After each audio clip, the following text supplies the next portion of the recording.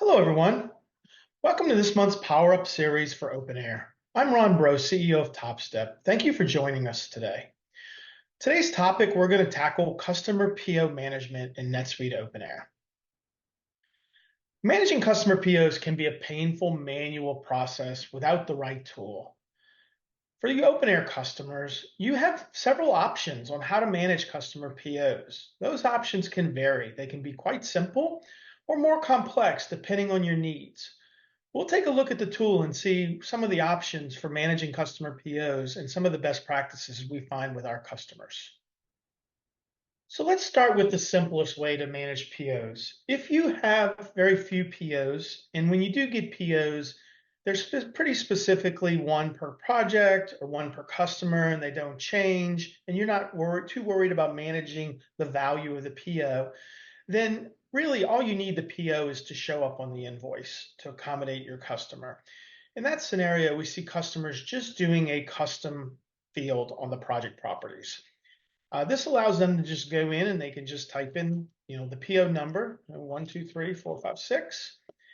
And now they save their project, and then on their invoice layout, they can grab fields from the project to show on the invoice layout. So here I can come into my invoice layout, I can click create here, and I can come in here and find my field my project, and now I can add that to my header.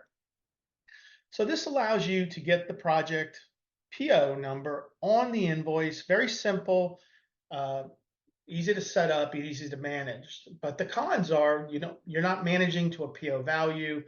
And oftentimes we see customers that have many to one, many POs to one project or many POs across projects, and looking to make sure that we are managing those balances. So let's look at the more advanced options.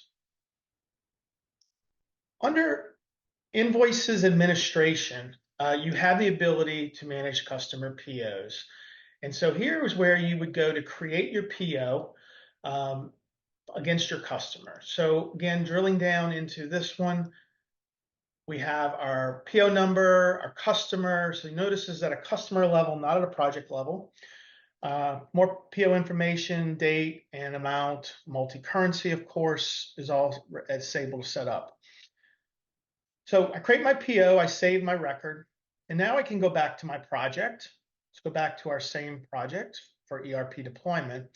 And you'll notice when you create those POs, this field shows up. And so this field is invisible unless there is a PO for this particular customer.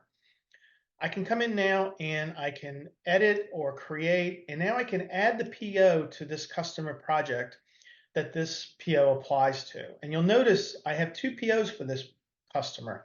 Well, what if I had a PO and then the PO ran out and then the customer gave me a new PO effective next month, right? So I want to be able to finish this PO out, but I want to be able to then start billing against another PO once the other PO hits zero. So this is where this feature really shines. It allows you to be able to assign multiple POs to a customer, to a project. You can also have the same PO on all projects. So if it's one PO for multiple projects, you can also do that as long as it all shares the same customer. Now I go in and I create my billing rules. So let's go in quickly and take a look at a billing rule. So I'm going to look at this fixed fee billing rule I created earlier. And basically I said I want to bill $25,000 and I want to bill it today. And I went in and I assigned it to the PO. So because I put it at the project, I'm now able to select it here on the billing rule.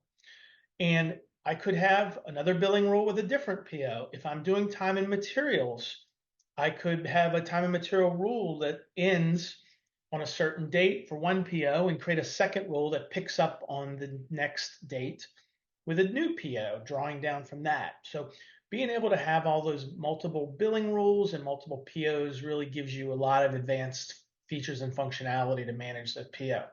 So that's great, right? We got our PO, we got it on our project, we got it on our billing rule. Now what? So now we create our charge. We ran the billing rule, created our $25,000 charge, and now I want to go put it on an invoice. Well, how do I know I've got PO value left? There is a switch that allows you to see the balance of a PO through the invoicing process. So you'll see here, I've got my Red Rivers project for $25,000. And I haven't actually created the invoice. I've just went in and hit create invoice, but I have not actually created it because I haven't hit save. Before I save, I'll be able to see what this invoice is going to do to my balance of my PO. So I can see the PO number, I can see the PO amount, and I can see what the balance of that PO is going to be once I create this invoice. So I go ahead and hit save. And now I have created my invoice. You'll also notice with that switch enabled, when I'm looking at this PO, I can see the PO and the PO balance. So again, visibility into the balance. There are also reports you can run to give you remaining balances, to be able to quickly see across multiple POs, across multiple customers, where you're potentially running into balance issues.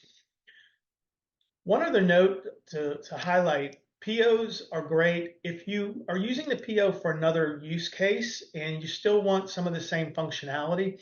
There is another record in OpenAir called agreements, and agreements behave very much the same way. You can create agreements for a customer.